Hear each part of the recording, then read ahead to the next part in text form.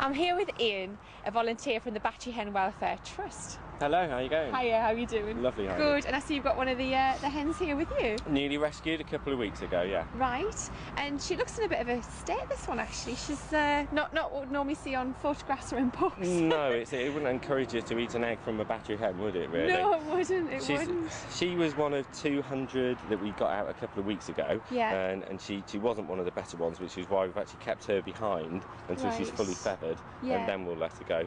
But this is sort of what they come out looking like. Obviously, they're pecked by the other birds in the cage. Seriously? Yeah, because they're so bored. Do they actually share cages, or are they separate and they just peck each other through the cages? No. Or? The cages are about so big by so big, and you can have 6 to 8 hens in each one. So they really don't even have room to stretch the wings. One 6 hen to 8 in one tiny cage? Yeah.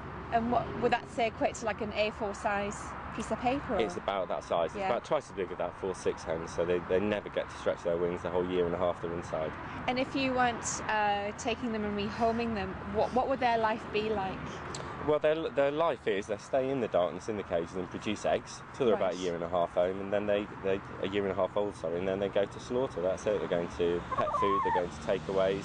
Oh gosh, and that is their whole life. That's basically their whole life, unfortunately, yes. And what does it look like inside the battery cages? Is it like a conveyor belt, or what's the situation there? You normally get, I mean, the big units. There's normally 8,000 birds in each shed, and again, this isn't really the farmer's fault. We don't go in and steal these birds. We take them with the blessing of the farmer. But because the market, the British public, have wanted cheap food for so long, that's why you have these battery places. Is there a big difference in the price?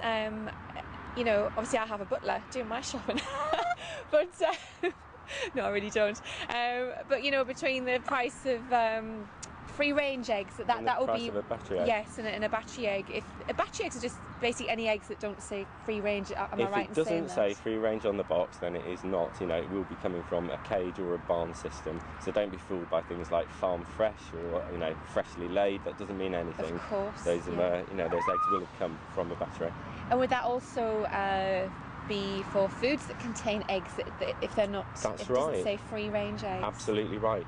An awful lot, perhaps the majority of egg products actually go into cakes and pastries and mayonnaise and things you don't really think of. So whilst the British consumers are eating more free-range eggs and free-range chickens, they're forgetting about all this hidden egg use, as it were. Yeah. Of course. Oh. And why would you say a hen makes a good pet?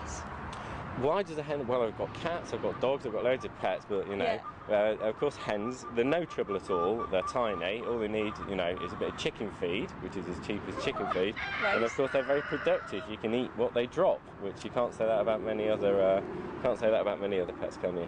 Ian's just given me one of the hens that's been here a few weeks, and all her feathers have come back, and she's looking very nice now, and she's just ready to be rehomed, really. That's just in case, if you're thinking of them, this might look a bit scary, but they do soon feather up, as you see the little combs there. Yes. They shrink, because in the batteries it's so hot that they get bigger to dissipate the heat, so they go down, but that's a much finer looking chicken, isn't it? Yeah, and she's very calm as well. She's quite happy for me to just handle her, and she's not trying to get away. It's the effect of you, Heidi, surely. Oh, it must be. Marvellous. Your perfume. Lovely. Thank you. That's great.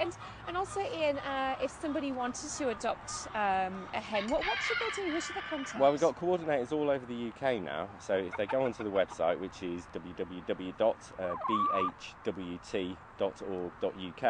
then they'll put you in touch with your nearest coordinator, and of course they've got all the fact sheets and everything you need to know about what you would need before you think about getting a chicken. And also how to look after the Absolutely, chicken as well. Yeah, welfare, husbandry, everything. Yeah, fantastic. Lovely. Great, so go out and get yourself a hen, please. Okay. 3 at least, not singles. Okay.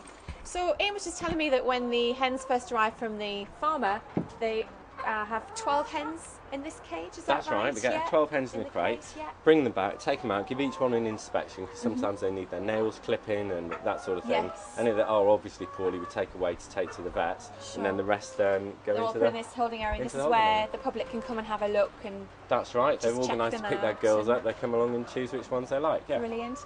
I understand that normally battery hens on a farm, they will be slaughtered after 18 months, but given the chance, how long can they live? live for? Well, we've got chickens out that we've had for 8, 9 years, so I mean, they, you know, they can expect to live an awful lot longer, and they will carry on laying some eggs, you know, during that time. Yeah. That's brilliant. It is. And do the farmers just give you the hens, or how does it work? Well, tragically, at the end of their year and a half, you know, some farmers actually have to pay people to take them away to slaughter because the chicken's worth absolutely nothing. We do usually give them about 25p a bird, but I think it is a disgrace, and it's time it changed.